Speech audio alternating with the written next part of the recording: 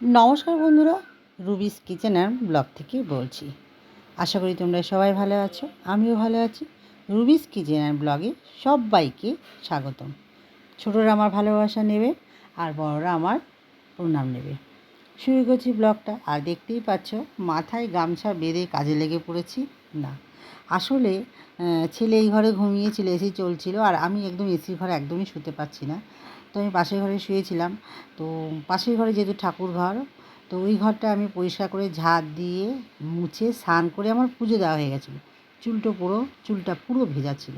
তারপরে দেখি প্রায় 10টা বেজে গেছে, তো ছেলে উঠে পড়েছে। তো এই জন্য এই ঘরটা আমি এই অবস্থাতেই ঘর ঝাড় দিয়ে ঘর মুছে বিছানা ঝেড়ে জানলাটা খুলে নিচ্ছি।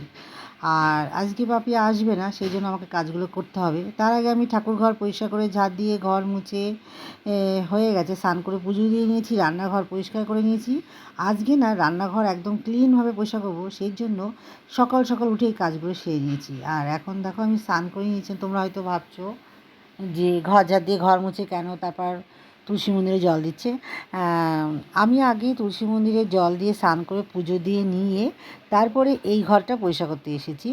ভিডিওটা পরে ছাড়া হয়ে মানে সাজিয়েছি একটু ভুল, সেই জন্যই পরে তোমরা দেখতে পাচ্ছ।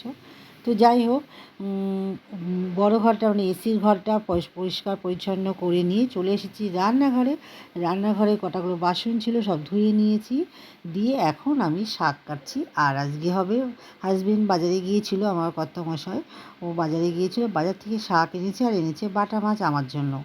আর করব ডাল, তার সাথে করব সকালের খাবার। চলো, প্রচুর কাজ আজকে, একদম নিঃশ্বাস নেওয়ার টাইম নেই। আর ব্লগটা একদম এলোমেলো সাজিয়েছি, ঠিকমতো সাজাতে পারিনি, তো সেই জন্য।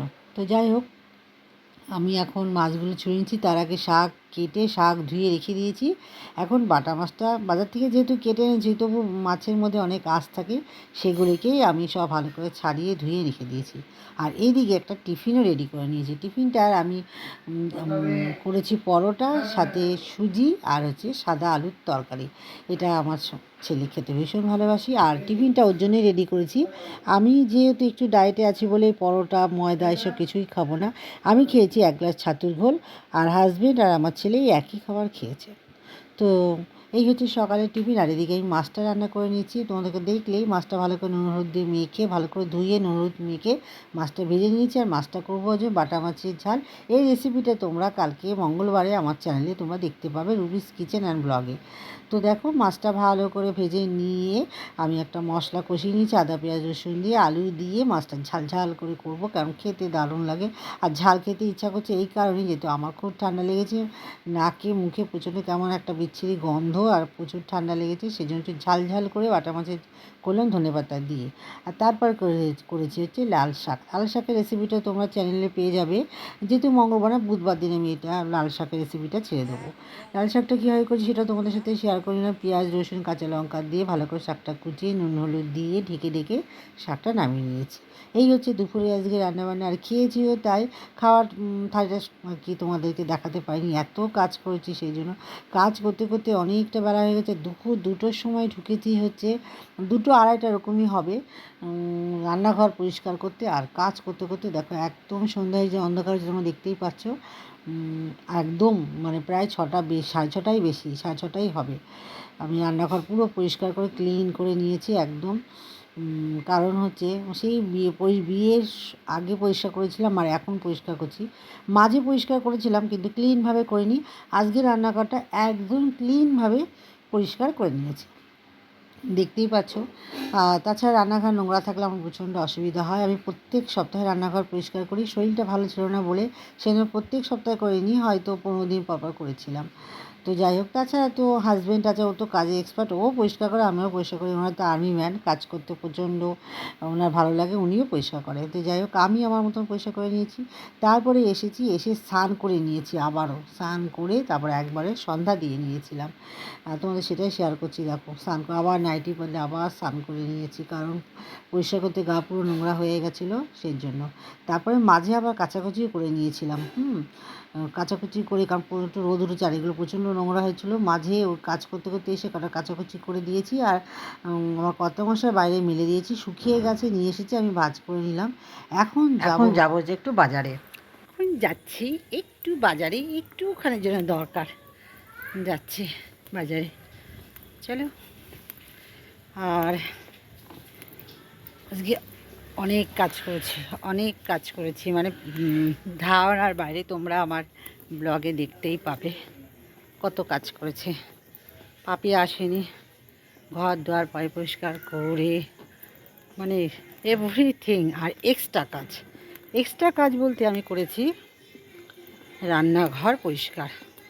সেই রান্নাবান্না করে রান্নাঘর পরিষ্কার করতে ঢুকেছি, প্রায় তখন 2টো বাজে। খেয়ে দিয়েই পরিষ্কার করতে ঢুকেছি, খেয়ে দিয়ে নিয়েই করেছি। আর বেরিয়েছি 5টা। তারপরে আবারও স্নান করেছি। দেখো চুলটা এখনও ভেজা। স্নান করে সন্ধে দিয়ে একটু বসেই বাজারে যাচ্ছে। মানে যেতেই হবে, আমি ছাড়া কোনো কাজ হবে না, সেজন্য যেতে হবে। যাচ্ছি। এই জায়গাটা পুরো অন্ধকার, পার্কের এই জায়গাটা অন্ধকার। তারপর এখানে লাইট দিয়েছে, ওই জায়গাটা লাইটের দরকার। হ্যাঁ, এখানে লাইট আছে। চলো, নিজে চাও খাইনি, বাজারের কাজটা করে বাড়ি এসে তারপর চা খাবো।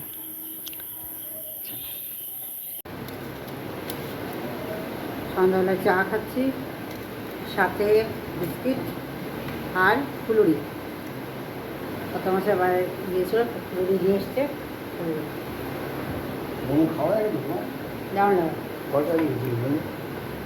একটা আমি বলেছি রাখতে,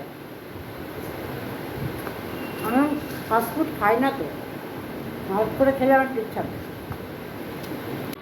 চলো, সন্ধ্যাবেলায় হয়ে গেছে, এখন প্রায় 7:30 বাজে। আমি একটু চা আর একটু ফুলুরি খেয়ে নিচ্ছি। আর মেয়ে ফোন করেছি, মেয়ের সঙ্গে কথা বলবো। আর ভিডিওটা বেশি দূর আগে নিয়ে যেতে পারছি না। তো সবাই ভালো থেকো, সুস্থ থেকো। সারাদিন অনেক কাজ করেছি, প্রচুর কাজ করেছি, আর আগে নিতে পারছি না, শরীর যাচ্ছে না।